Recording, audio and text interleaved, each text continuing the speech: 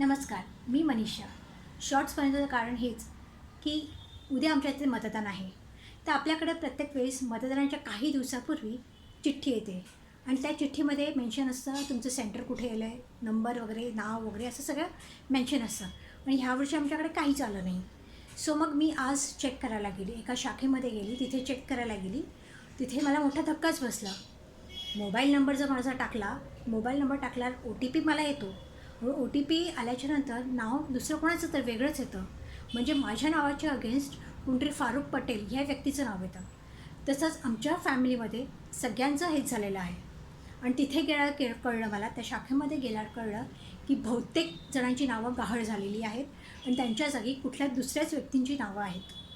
तर हे कसं काय? तर हे मतदान किती योग्य आहे? म्हणजे आता हे जे रिझल्ट येतील मतदानाचे हे किती योग्य असतील?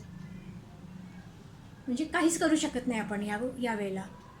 So it was very shocking news for me.